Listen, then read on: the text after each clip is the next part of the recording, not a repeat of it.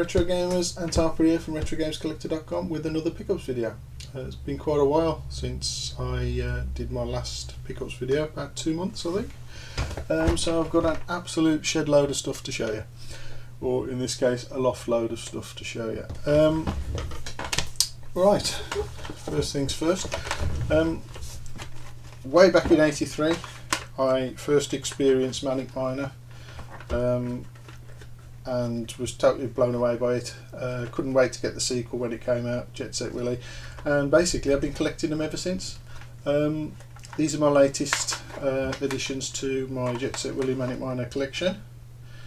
One's for Commodore 16, MSX and Commodore 64, Jet Set Willy 2s, and a Manic Miner for the Amiga. These normally go for good money. Got this for £4.50 off Fleabay, so I was quite pleased with that one. They normally go for anything up to £20–30, so got a good buy with that one. Pleased with that. More Spectrum games. One of the Spectrum groups that I'm a member of, I bought these off a chap on there. It'd be a good deal on them. The two Quest ones are a bit unusual, to be honest. You don't see many Quest cassettes around, so pleased with those. And I collect Lothlorien titles, so Red Baron is one I didn't have. That's another one ticked off the list. What else is that? Oh, I backed a Kickstarter back in 2013, and it was for Arcade, a book basically with arcade artwork in it, basically marquees and side art from arcade cabinets. And whilst the book isn't ready yet, Tim Nichols he's the chap who's doing this particular Kickstarter, has had all sorts of problems with printing. Nothing his own fault, no fault of his at all. But his printers have let him down, and he's been having lots of problems with his printers, and the book isn't produced yet. It won't be long, I don't think, till it is. I think he's got a date now for printing, so looking forward to receiving that. But I've had the first chunk of stuff through from the Kickstarter that I backed, so this is the booty from the Kickstarter. An arcade t-shirt, which is quite nice, like the design of that. A CD of British IBM's latest album, which I'm quite pleased with. That's really good CD. If you haven't heard anything by the British IBM yet, check out the link below. I'll put a link down there for their website, and check out their music. It's really good. Some of it's retro gaming themed, basically. It's really good stuff. Well worth a listen. And the best bit of the Kickstarter, except for the book maybe, I haven't seen the book yet, so I don't know, but I think the book's going to be amazing. But this is a pretty cool bit of the Kickstarter. A reproduction marquee from the stand-up Star Wars coin-op, which is one of my favourite coin-ops. I prefer the sit-down one, but the stand-up one does. And I've got that normally up in this games room now, up on the wall, up above my main TV. So it's got pride of place in my room at the moment. Right, I've reviewed a couple of books this month, so here's a book pickup. Diary of an 80s Computer Geek by Stephen Owlett. I'll leave a link to the review below. Check it out. Very good book. If you were into microcomputers in the early 80s in the UK, you'll definitely relate to this book. You'll understand a lot of what's going on in there. If you weren't from the UK, maybe you might struggle a little bit with it, but nevertheless it'll be a good read. Even if you weren't from the UK, you can maybe learn a little bit about the UK bedroom coding scene back in the early 80s, and what it was like. So a good book, highly recommended. Check out the review. It's been a fantastic year for books, or at least last year was a fantastic year for books. With the Commodore 64 compendium, the Mega Drive book as well. This one, both of which are reviewed on the website. Check that out if you like. But one that's a bit closer to, a bit dearer to my heart, is this one by Chris Wilkins, also reviewed on the website. I gave this an outstanding review because it is an amazing book. I would say that because it's about the ZX Spectrum, but I mean, there's a lot of work gone into this. It starts off with a little piece by Rick Dickinson, who designed the ZX Spectrum, ZX80, ZX81 and a few other things for Sinclair Research. It's quite an interesting read actually about the design process basically at Sinclair Research at the time. It's littered with it's fallen out of it. Those weren't pages falling out, those were just a leaflet for the second part.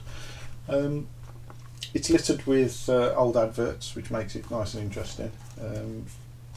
So there's a few blasts from the past amongst this. Like, go a bit about each Spectrum there, showing you a bit about telling you a bit about the hardware. Peripherals, and then the main bit of the book is the actual games themselves. Each double spread is dedicated to a particular game, and each double spread has got like graphics from the game, loading screens, and inlay covers basically, with a short synopsis of what the game is, and a little bit of its history up in the corner there. Basically every page has got a separate game on it, and as you can see, if you're a Spectrum fan, you'll be recognising a lot of these games just by flicking through. Great book, well worth reading.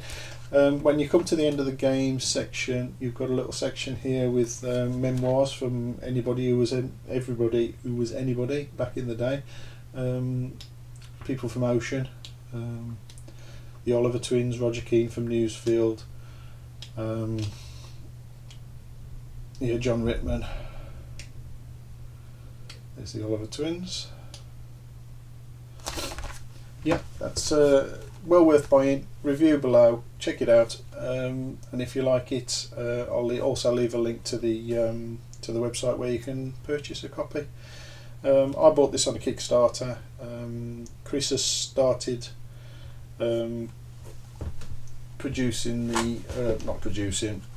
started work on the second volume, and there is a third volume in the offing too. So I look forward to having those all on my bookshelf together when they're done. Right, what next? Some trades with a guy on Retro Collective Europe. A couple of Sega Master System games and a box Mario Paint. That's complete. Everything inside, nice condition. And two Sega Master System games. Those are both cracking games. If you've never played those, go out and get these for your Sega Master System. Fantasy Zone especially is a must. What a brilliant game that is. And Fantasy Zone 2 also, it's a very good game. Yeah, and a whole load more Spectrum stuff. I do like my Spectrums. 40 games. And a box ZX Spectrum, all for £40.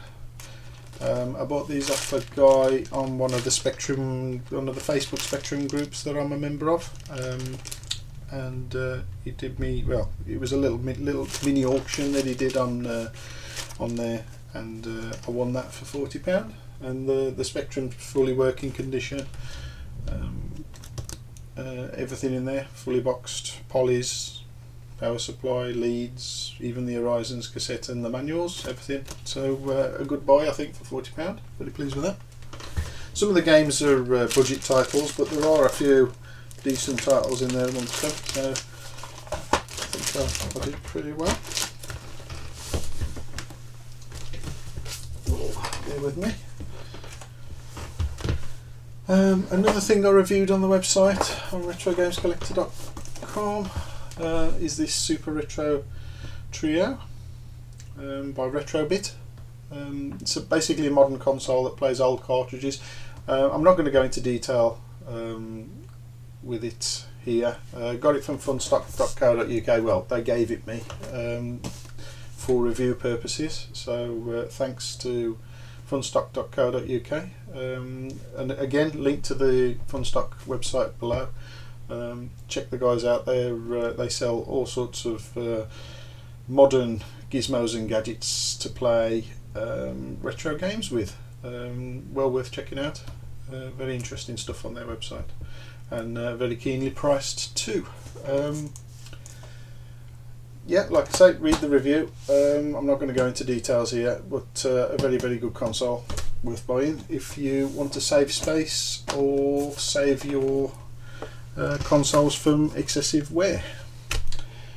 And we all know how good the retro community is, and how kind and generous and thoughtful people are in it, and I'm not saying that in any sarcastic way. I really do mean that. In my experience, the retro community is just a fantastic thing to be a part of, and I'm proud to be a part of it.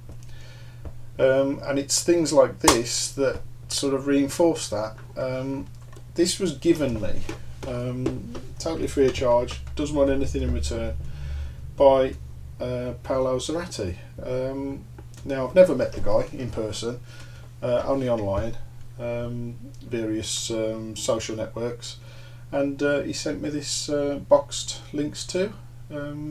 He had it lying around, didn't want it, knew I was after one to go with my boxed Lynx 1, and gave it me. Now, you know, draw your own conclusions from that. That's just an amazing act of kindness.